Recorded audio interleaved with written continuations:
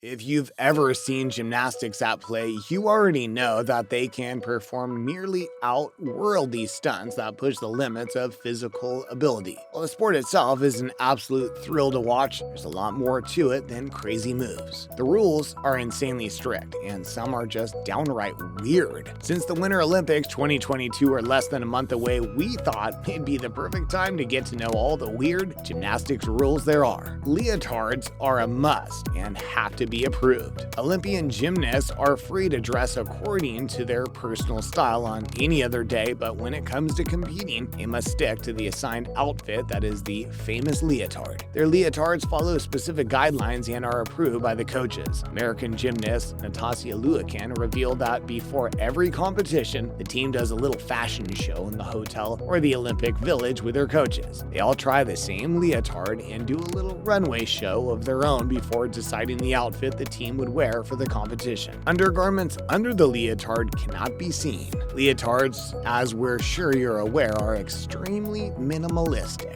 Some even have an open back in addition to bare legs. That makes it difficult, especially for women, to find comfortable sports underwear. Hence, most gymnasts have to buy special undergarments, specifically designed not to show in the little leotards. According to the USA Gymnastics guidelines, it's inappropriate to display bikini lines, plunging necklines, or lingerie underwear. But if a slip-up does happen during performance, gymnasts risk getting a major deduction in their points. To avoid such an accident is nearly impossible, considering the intense routines the athletes have to perform with all the twists and the flips, which is why some gymnasts simply choose to ditch underwear altogether and perform only in their form-fitting leotards. Gymnasts cannot touch their clothes. If you've ever seen a gymnast outfit stuck in an awkward position and wondered why they don't simply fix it, it's because they can't. Before the performance, they can touch and fix their outfits as much as they want, but the moment they salute the judges and begin their routine, they absolutely cannot touch their outfit. Even if they have a wardrobe malfunction, they must continue with their routine. This is where the form-fitting, perfectly designed leotards come in handy. All the athletes have extremely different body types, so a standard fit leotard would never work for them, which is why each gymnast leotard is custom made to fit every athlete's body type.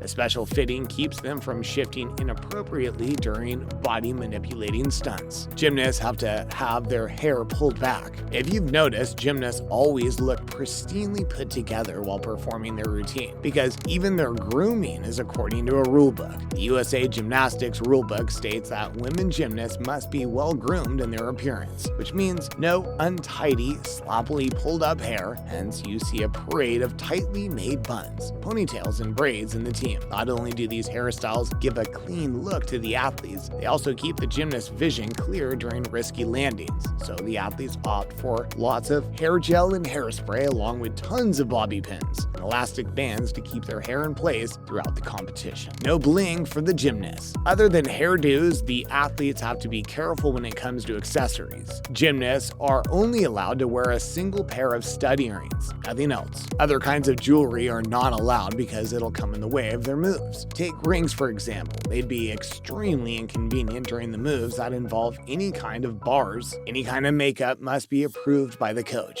Female gymnasts have to get approval from their head coach when it comes to makeup. Some like bold makeup on their team, while others stick to a more natural look. Either way, the athletes don't get much say when it comes to how they look. Even for nails, gymnasts have to get an approval from their coach on the color of the nail paint. The USA head coach, Marta Corioli, didn't prefer bright colors like red, blue, pink, or even purple. Instead, the team stuck to very light colors like a very light pink. Gymnasts can only wear nude braces even when injured. Injuries for gymnasts are a daily reality that they have to deal with. With injuries come knee, wrist, and ankle braces that help stabilize their bodies during their performances as well as reduce chances of injuries. But gymnasts cannot wear a typical white or black brace. That's sure to get them a deduction in the competition. A colored brace would be too distracting for the spectators and would otherwise ruin the entire field of performance. Hence, athletes are required to wear nude braces, if necessary, that'll blend in with their skin. Certain moves are illegal. While you might think gymnasts are some kind of flexible superhumans who who can perform every impossible stunt there is, they in fact cannot. There are some moves even the best athletes cannot perform, not because they aren't good enough, but because certain moves in gymnastics are simply banned. Performing them could mean big trouble for the athletes. Best case scenario would be point deduction or possible elimination. Worst case scenario could be death or severe injury. Moves like Thomas Salto is an absolute no-go territory for competitors. It was so dangerous that it left Elena Mukhina, a Soviet gymnast who won the all-around title at the 1978 World Championships, quadriplegic. Olympic gymnasts have to pay to appeal their score. During the Olympics, if gymnasts disagree with the scores given to them, they can always submit an appeal to the judges for them to reconsider. However, of course, there's a rule about the process that needs to be followed, which involves quite a bit of money as well. If competitors want to challenge a score, the coach must first head to the judges' table. However, they must do so before the start of the next routine. Then they have to submit their appeal in writing within the short time span of 4 minutes, and finally hand it to the judges with over $300. That's just for the first appeal. If they want to challenge a second score during the same event, that'd cost them $500, while the third challenge costs a whopping $1,000. But there's always a chance for them to get the money back. That is, if they end up winning the appeal. If they lose the challenge, they also lose the money. There's officially no bullying allowed. It's no secret that gymnasts are expected to be fierce when it comes to competition, but they are also expected to maintain a respectable behavior towards their competition both on and off the floor. Though the emotions are heightened during competitions, to say the least, under no circumstances are the athletes allowed to bully each other. The International Gymnastics Federation's Code of Conduct urges athletes to maintain and enhance the dignity of others regardless of race, religion, and gender. Gymnastic routines are kept on the DL.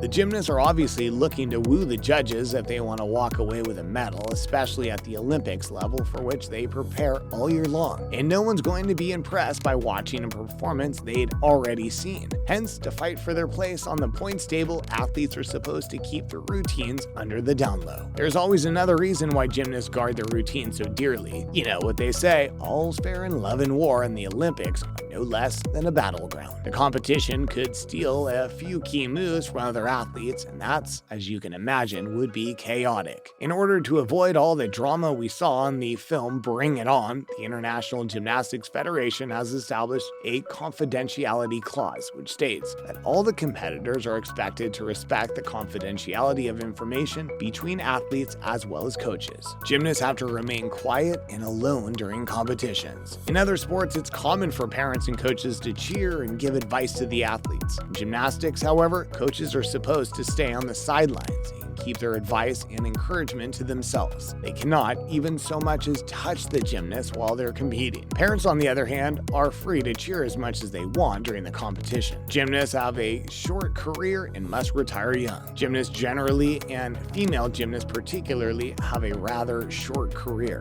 Athletes join the sport as young as 3 years old so they can perform professionally during their peak teen years. However, by their early 20s, most of the female gymnasts retire from the sport. And those are all the weirdly strict rules that gymnasts have to follow. You see, gymnasts have to go through a lot more than you might think to get the perfect score. Which one surprised you the most? Let us know your thoughts in the comments section. Be sure to like and subscribe to the video. Thanks for watching.